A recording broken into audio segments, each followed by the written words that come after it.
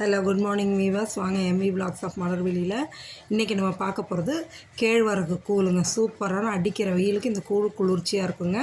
அதுக்கு தேவையான பொருள் பாருங்கள். ஒரு 1/4 டம்ளர் பச்சரிசி கழுவி எடுத்து வச்சுருக்கேங்க. ஒரு டம்ளர் பாருங்கள், பெரிய டம்ளரில் 2 டம்ளர் மாவுங்க. இந்த 2 டம்ளர் மாவு வந்து தண்ணியில் ஒரு 3 மணி நேரம் முன்னாடியே நான் கரைச்சி வச்சுட்டேங்க. தண்ணியில் கரைக்கிறத விட சாதம் வடித்த கஞ்சியில் கரைச்சி வச்சா இன்னுமே பெஸ்ட்டுங்க. ஆனால் நான் சாதம் வடித்த கஞ்சி இல்லைன்னு தண்ணியில் தான் கரைச்சி வச்சுருக்கேங்க. ஒரு 3 மணி நேரம் இது தண்ணியில் நல்லா ஊறிடுச்சுன்னா நம்ம செய்கிறதுக்கு நல்லா மாவு ஊறிச்சுன்னா நல்லாயிருக்கும் கூழ். அதுக்காக தான் கரைச்சி வச்சுருக்கிறதுங்க. 3 மணி நேரமாக தண்ணியில் கரைச்சி வச்சுட்டு ஒரு பாத்திரத்தை வச்சு இந்த 2 டம்ளர் மாவுக்கு வந்து நம்ம 8 டம்ளர் தண்ணி ஊற்றணுங்க. தண்ணி ஊற்றி அந்த தண்ணி வந்துட்டு பபுள்ஸ் வரும் பாருங்க, கொதிக்கிற ஸ்டேஜ் வர்றதுக்கு முன்னாடியே அந்த பபுள்ஸ் வரும்போதே நம்ம என்ன பண்ணோன்னா பாருங்களேன், இப்போ 8 டம்ளர் தண்ணி வச்சுருக்கோம் இல்லையா, அது லேசாக அந்த பபுள்ஸ் வரும்போதே நம்ம என்ன பண்ணோம், அந்த பச்சரிசி கழுவி வச்சுருக்கோம் பாருங்கள், அந்த அரிசி அதில் கொட்டிடுங்க. கொட்டிட்டு அதுக்கப்புறமா ஒலை கொதிக்கும். இது வேகுங்க, அது பிடிக்க பொறுமையாக வேகும் பச்சரிசி. இது ஒலை கொதிச்சதும் அந்த தண்ணி நல்லா கொதிக்க ஆரம்பித்ததும் நம்ம கரைச்சி வச்சுருக்கோம்லங்க பாருங்கள், நல்லா கொதிக்க ஆரம்பிச்சிருச்சு இல்லையா, கரைச்சி வச்ச கேழ்வரகு மாவை எடுத்து அதில் ஊற்றிடுங்க. ஊற்றிட்டு அப்படியே ஃப்ளேமை வந்து சிம்மில் வச்சுருங்க. எந்த அளவு குறைக்க முடியுமோ அந்த அளவு குறைச்சி தீயை வச்சுக்கோங்க. வச்சுட்டு அப்படியே கிளறுங்க. பார்க்க உங்களுக்கு கட்டி பிடிக்கிற மாதிரி தெரியும், ஆனால் இது கட்டி பிடிக்காதுங்க. நல்லா நைஸாக நல்லா இருக்குங்க. கூழ் குடிக்கிறதுக்கும் அவ்வளோ சூப்பராக இருக்குங்க.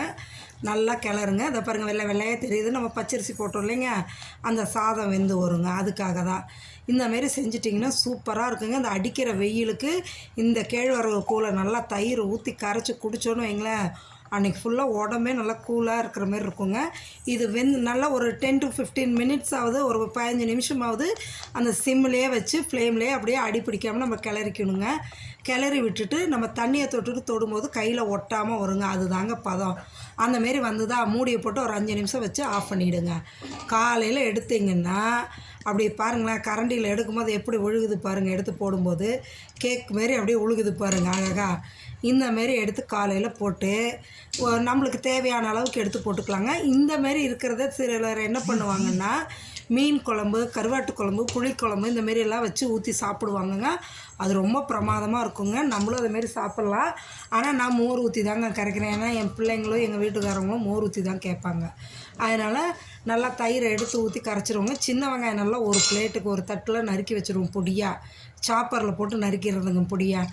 நறுக்கிட்டு பாருங்கள், தயிர் அப்படியே ஃபுல்லாக எடுத்து ஊற்றி கையால் நல்லா கரைச்சிடணுங்க. கரைச்சி அந்த வெங்காயத்தையும் போட்டு தேவையான அளவு உப்பை போட்டு நல்லா கரைச்சிட்டிங்கன்னு வைங்களேன், அவ்வளோ சூப்பராக இருக்குங்க. அமிர்தமாக இருக்கும் குடிக்கிறதுக்கு.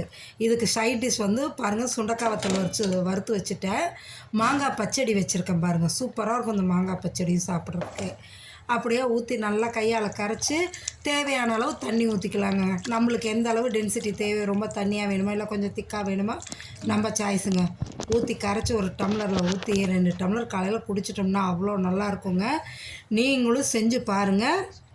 இந்த அடிக்கிற வெயிலுக்கு இந்தமாரி கூழெல்லாம் குடித்தாதான் கொஞ்சம் நம்ம வெயிலை சமாளிக்கலாங்க. நீங்களும் செஞ்சு பார்த்துட்டு சொல்லுங்கள். சப்ஸ்கிரைப் பண்ணுங்கள். Thank you viewers.